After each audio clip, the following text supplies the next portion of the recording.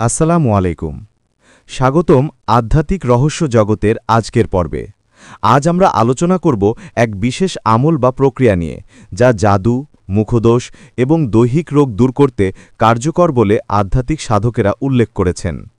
যারা দীর্ঘদিন ধরে কষ্ট পাচ্ছেন নানা অদৃশ্য শক্তি কিংবা রোগব্যাধিতে, তাদের জন্য এ পদ্ধতি হতে পারে আশার আলো। আসুন বিস্তারিতভাবে জেনে নেই এই রহস্যময় আধ্যাত্মিক আমল সম্পর্কে। আমলটি করতে সবচেয়ে আগে যেটা প্রয়োজন হবে তা হল একটি নতুন মাটির হাঁড়ি বা পাতিল। খেয়াল রাখতে হবে, এই পাতিলের মধ্যে আগে কোনোদিন পানি বা অন্য কোনো জিনিস ব্যবহার করা যাবে না, অর্থাৎ এটি একেবারেই নতুন হতে হবে। সময়ও এখানে গুরুত্বপূর্ণ। ঠিক দ্বিপ্রহরে অর্থাৎ দুপুরের মাঝামাঝি সময়ে এই আমল শুরু করতে হবে। প্রথম ধাপে রোগী নিজ হাতে 2.5টি কালো মাসকলাইয়ের মিষ্টি সেই নতুন মাটির পাতিলে রাখবে। এরপর পাতিলের মুখ বন্ধ করতে হবে চিনি এবং মাসকলাইয়ের আটা দিয়ে। এবার প্রয়োজন হবে একটি তাবিজ। পরিষ্কার কাগজে নির্দিষ্ট দোয়া বা নকশা লিখে সেই তাবিজ মাসকলাইয়ের উপর রেখে দিতে হবে।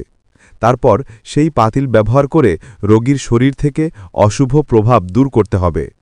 প্রক্রিয়াটি এমন: রোগীর পা থেকে মাথা পর্যন্ত 3 বার পাতিলটি উঠিয়ে নামিয়ে শরীর মুছতে হবে। এতে রোগীর উপর থেকে জাদু বা মুখদোষের প্রভাব সরতে শুরু করবে বলে বিশ্বাস করা হয়। অগ্নি প্রক্রিয়া।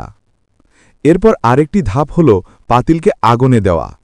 এজন্য একজন নির্দিষ্ট লোককে আলাদা জায়গায় যেতে হবে, যে জায়গায় মানুষের চলাচল কম থাকে। সেখানে একটি ছোট পাথরের চুলা বানাতে হবে। চুলার নিচে রাখতে হবে 250 শুকনো লাকড়ি। আগুন জ্বালাতে হবে এমনভাবে যেন জোশ আসে এবং পাতিলে রাখা মাসকলাই ফুটতে শুরু করে।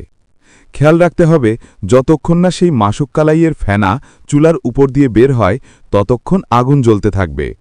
যখন ফেনা ওঠা বন্ধ হয়ে যাবে তখন পাতিলটি মাটিতে দাফন করতে হবে।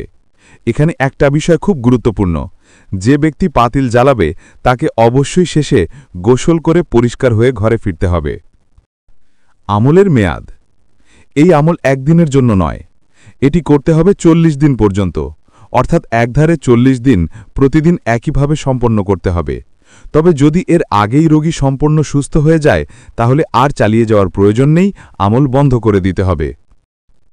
বিশ্বাস ও সতর্কতা। প্রিয় দর্শক, এই আমল আধ্যাত্মিক চর্চার একটি বিশেষ ধারা। অনেক সাধক এটাকে জাদু, টোনা, মুখদোষ বা দীর্ঘদিনের রোগের জন্য উপকারী মনে করেন। তবে মনে রাখতে হবে, এটি মূলত আধ্যাত্মিক পদ্ধতি, তাই নিয়ত, পরিশুদ্ধতা এবং ধৈর্য এখানে সবচেয়ে বড় বিষয়।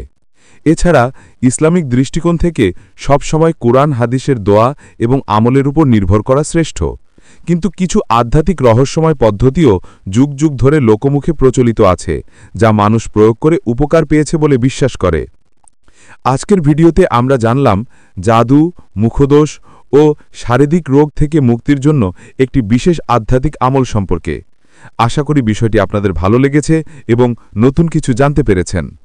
যদি ভিডিওটি ভালো লাগে তাহলে লাইক দিন, বন্ধুদের সাথে শেয়ার করুন এবং আধ্যাত্মিক রহস্য জগৎ চ্যানেলটি সাবস্ক্রাইব করতে ভুলবেন না। আল্লাহ আমাদের সবাইকে অশুভ শক্তি ও রোগ ব্যাধি থেকে হেফাজত করুন। আসসালামু আলাইকুম।